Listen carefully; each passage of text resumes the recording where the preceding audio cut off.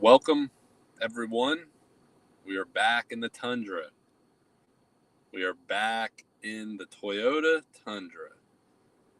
Week 1 has concluded. I'm trying to share the link to you guys. So I got my phone in hand, plus I'm filming this from my iPad. Hopefully it goes well. I don't know if it will.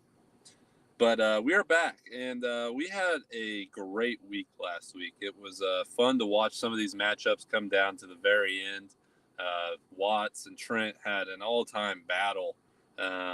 Seeing some big names drop huge amounts of points. It was a fun week 1 of the season. I'm glad. We saw a lot of great matchups and saw a lot of scoring. Let me see if I can get this shared to you guys. Give me 1 second.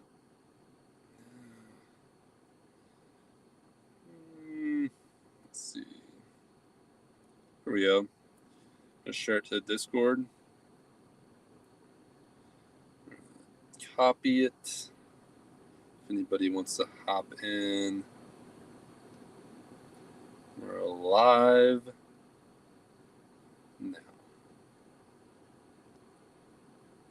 All right.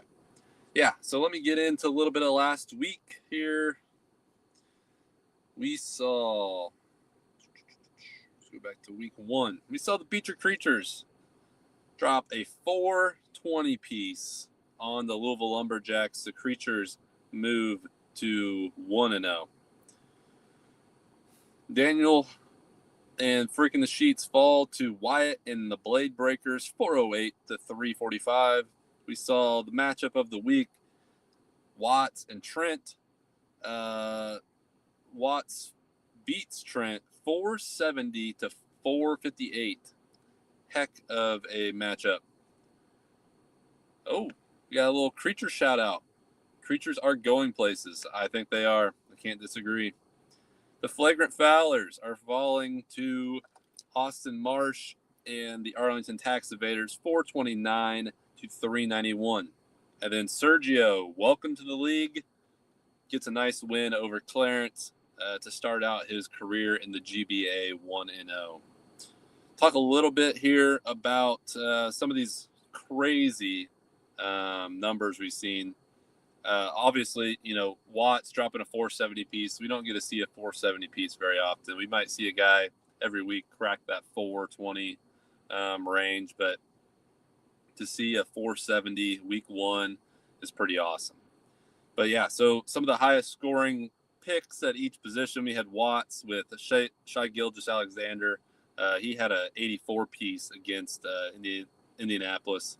DeMar DeRozan, I don't know how old he is, 36, and dropped a 58 piece. And then Daniel with Jaylen Brown didn't help him win necessarily, but a 54 piece from Jaylen Brown. Aaron Gordon out of nowhere hit like 8 straight threes and has a 72 piece versus Golden State. And then Wemby looking like an MVP already with a 75 piece. And I believe he dropped an 80 piece later in the week. Yeah, so we had some awards from the Sleeper Report here. Most efficient manager last week was Wyatt. So good job, Wyatt. Had a max point of 414, and he got 408. So really only missed out on 6 points there. Michael was the least efficient, had a max point of 498 and got 391. Trent had the highest points in the loss. Could have told you that was going to happen. Going into like Friday last week, he was projected very high. And then Sergio picks up his first win, but scored the least in a win. Yeah, so right now, I mean, the standings are looking like Watts is at the top here, with the 470, Arlington dropping 430. The Beecher Creatures are actually in third right now with 420.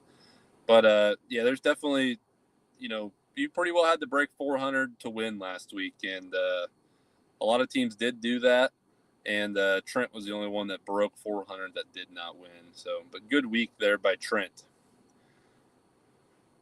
Let's look ahead a little bit this week here. We have the Beecher Creatures and Trent hit it from Zubac are matching up, a brother matchup. Should be a fun one. I'm really hoping the Creatures can put another big week together. I know Trent's going to have a solid team out there. It's going to be a fun one to watch. And then we have Daniel and Clarence facing off against each other, and Daniel looking for a bounce back, and so is Clarence. So that's also another good matchup. We have the Louisville Lumberjacks and Watts. Probably expecting Watts to just do what Watts does. The Lumberjacks just aren't quite at that level just yet. The Flagrant Fowlers are going to go up against Sergio. Yeah, I think this will be an interesting matchup. I'm probably going to lean towards the Fowlers. But Sergio could surprise us and pick up his second win this year. And then the Arlington Taxpayers going up against the Blade Breakers in Wyatt. And I would expect the Arlington Taxpayers to get this one, but I'm not going to rule Wyatt out completely. All right. Let's talk a little bit about some of these teams. I guess we'll just go into the rankings here. Try to keep this about 15 minutes. I just wanted to jump on here mainly because it was such a good week last week. It was so much fun watching some of these guys on prime time. I mean, watching Wemby pop, watching Aaron Gordon pop on prime time, Steph Curry. Lots of guys just had good games last week, and I wanted to talk a little bit about them. But so at number 10, I'm actually moving Daniel to number 10. Put up 345 last week, but I don't know how high the ceiling is for this team. It's tough because he has guys like Jared Allen, and some nice pieces on this team, but I just think the ceiling is capped. We saw that last week. I mean, Cade just never really had a great game. He had a 47 piece, but didn't lock it in. And I mean, that's the thing with this format that we switched to a couple of years ago is like locking in guys after, they beat projections by 10 points can sometimes still be tough. And I think Daniel fell a little bit victim to that last week, and kind of just held out till the end of the week and didn't get a whole lot more production out of guys. But yeah, Daniel right now, I just don't know where this team is going. I mean, like I said in the video last week, I just don't think with Joel Embiid you have somebody you can build around. I mean, he did have a 31 or 20-point game the other night, but he's just not the same guy. The knees look cooked. Everything looks cooked with Joel right now. And it looks like there may be a new era of 76ers basketball coming in there. As I was going to look here, I was kind of going to highlight some of the rookies. It has been a crazy rookie. Rookies have just popped immediately, which doesn't normally happen in the NBA, but neither one of these guys in that matchup have a ton of rookies. But Daniel right now is my number 10 team. At number 9, I'm going to go with Clarence here. I think this team, like I said that this team has gotten younger as the league has went on.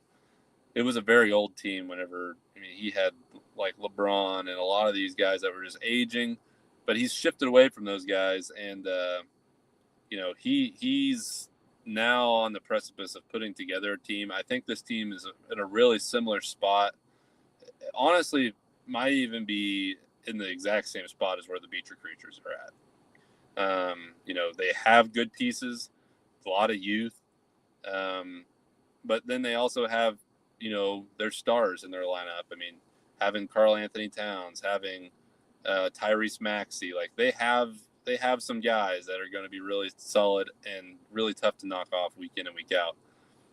And I'm going to say this, I think this is the most balanced 2 through 10 that we've had in this league. I think Watts is still head and shoulders above everybody, but I think 2 through 10, I think this is the most balanced you're going to see this league be.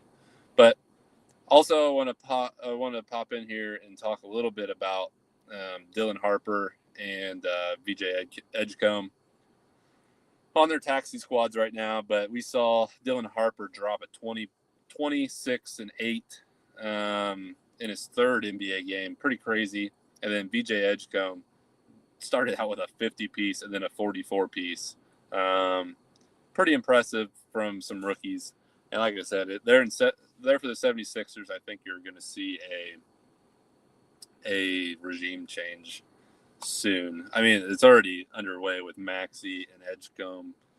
And, if they can pick up another piece to go with those guys, I mean, those guards are as good as potentially anybody in the NBA at some point. So that'll be a fun one to watch. But for now, Clarence is at number 9. At number 8, I have. Ooh.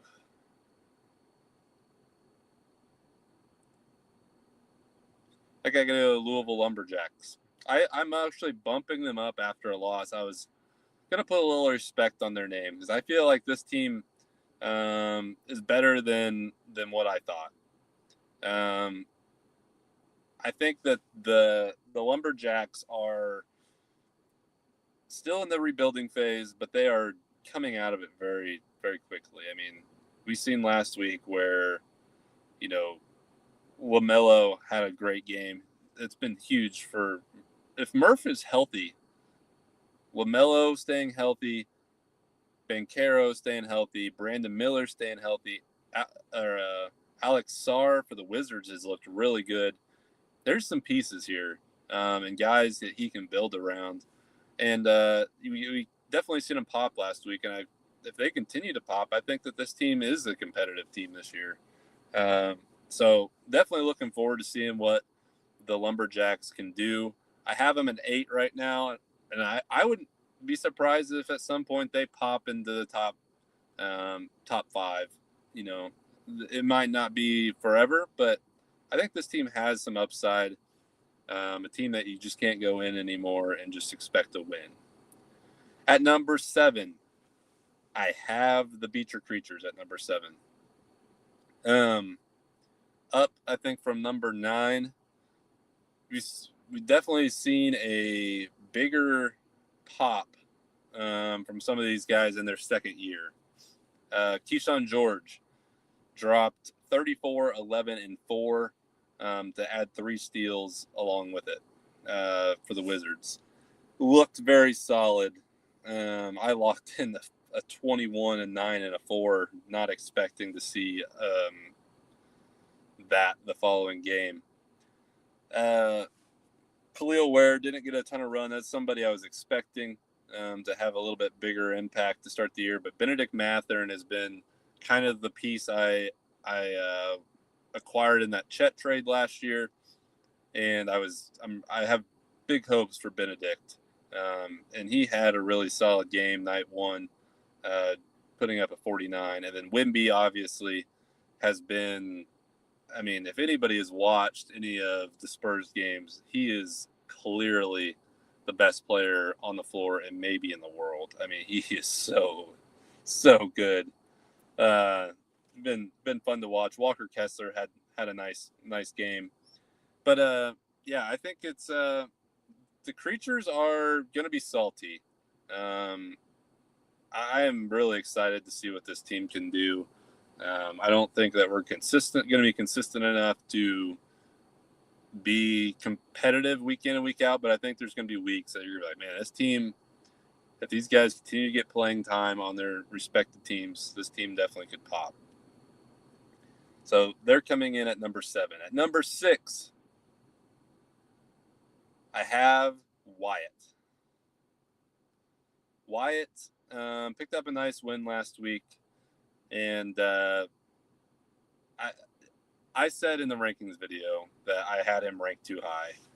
And he kind of made me put my money where my mouth was. I'm still going to drop him because I got to looking at his team. And with his injuries, I did forget about Lillard being hurt. But, he's really injured to start this year. I mean, he's got Van Fleet out, Garland out, Lillard out, Tatum out. I mean, when he's healthy, he's going to be really good. He's going to be a really solid in general. But I don't know if he's going to be healthy completely this year. But I think he's going to compete. He's going to be a tough guy to knock off week in and week out. So I got him at 6. I know it's a drop. I'm sorry, Wyatt, but I think I overrated your team last week. So that is that. At number 5, I got Sergio. Yeah, I was pretty impressed with this squad week 1. Wasn't necessarily expecting Sengun to have a huge night.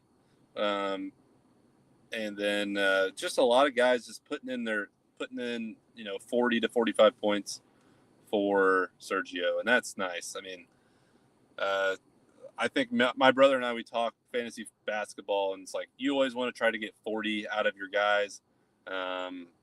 That's kind of seems like the mark. Like if you can have a full roster of guys scoring 40 plus, like you have a decent chance to be somewhat competitive that week. I mean, not maybe when you're going up against Watts, but you can at least put up decent numbers. And I think Sergio has that. And I really like the Sengun piece. And then if you go, I mean, he's still missing De'Aaron Fox. He's missing, I mean, he could start Harper too. I mean, he's got pieces. He's got people to move around. So Sergio's coming in at number 5. At number 4, I got Trent, and yeah, he's up a little bit.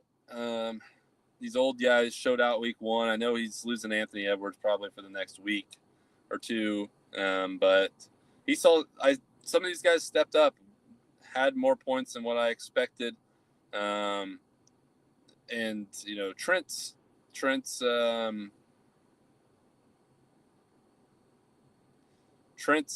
Yeah, I'm just kind of looking at this. Like Steph Curry, I mean, man, I don't know. He's still solid. He's got older guys, but he's still solid. These guys are still producing. So, yeah. Trent, you're coming in at number 4.